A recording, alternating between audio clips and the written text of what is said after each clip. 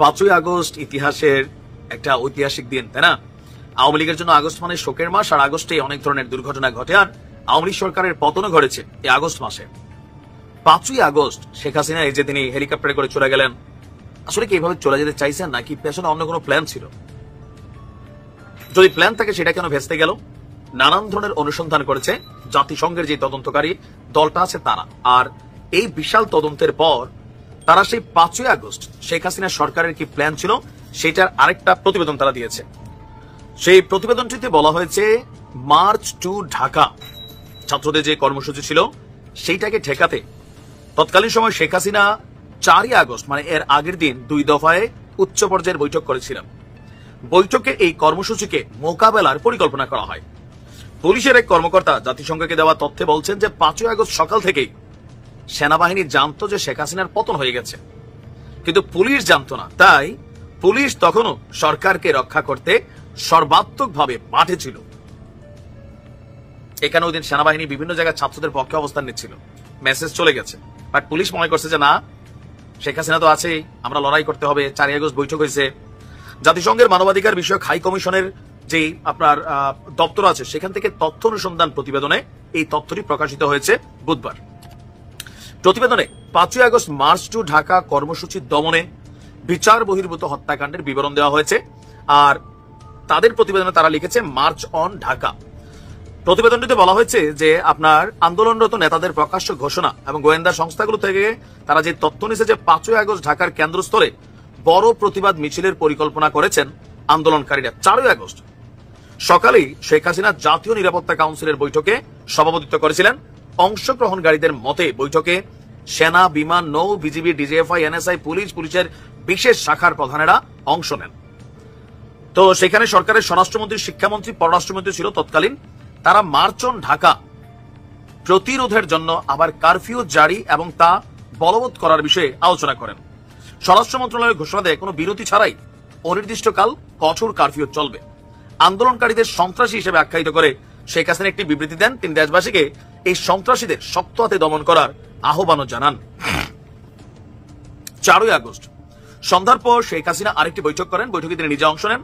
অন্য অংশগ্রহণকারীদের মধ্যে ছিল স্বরাষ্ট্রমন্ত্রী, সেনাবাহিনী, police, RAB, BGB, answer, VDP, এখানে অনেকগুলো যারা আছে তাদের প্রিন্সিপাল স্টাফ অফিসার এবং কোয়ার্টার মাস্টার জেনারেল অফিসাররা ছিলেন।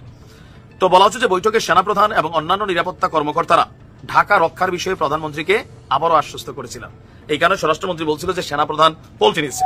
আবার এই সেনাপ্রধান এখনো আওয়ামী লীগের দোসর হিসেবে প্রতিদিন অনলাইন কিংদের বা ছাত্র জনতার একাংশের গালি শোনে।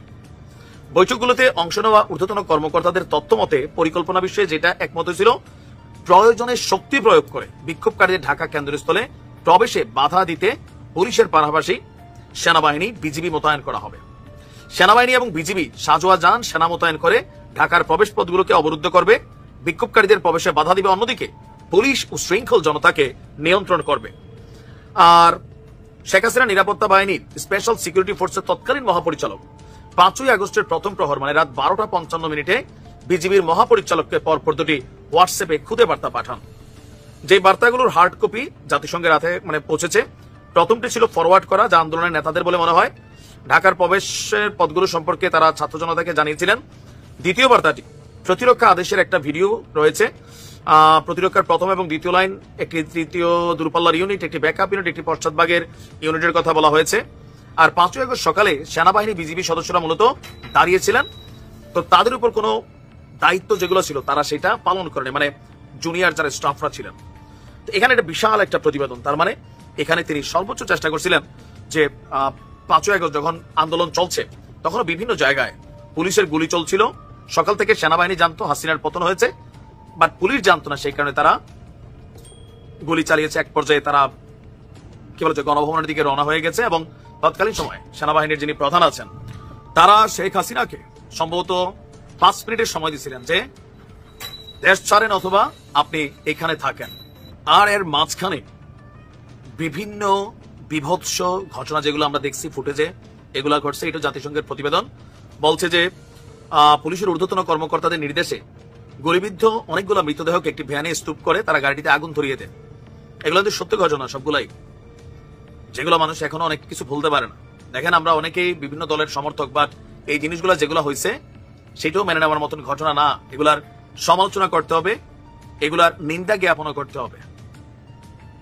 তো যাই হোক, এরপরে একটা পরিস্থিতি আইসা শেখ হাসিনা বাংলাদেশ ছাড়তে বাধ্য হয়েছিল, বা তিনি পালিয়ে গেছেন, তার ভাষায় তিনি বাধ্য হয়েছেন। আর প্রতিবেদনের ভাষায় তিনি দেশ ছেড়ে চলে গেছেন, ছাত্র জনতার ভাষায় তিনি পালিয়ে গিয়েছেন।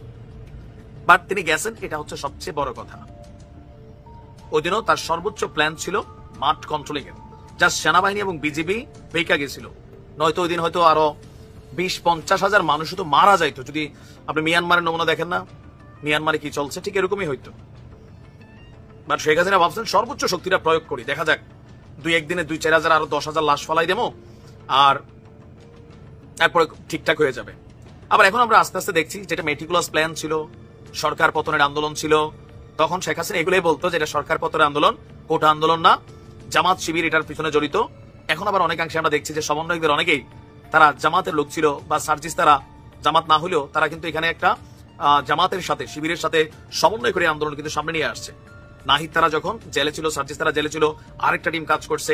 তো ইট ওয়াজ এ ম্যাজিকুলাস প্ল্যান। বাট শেখ হাসিনার পতন হয়েছে, এটা দরকারও ছিল। ফাইনালি এই পতনটা দরকার ছিল। কেন? ধরেন ক্ষমতায় থাকতে থাকতে থাকতে থাকতে হয় কি, যে পতন হইতে পারে, এই ভয়টা চলে যায়, যে আমার যা খুশি যা কর্ম।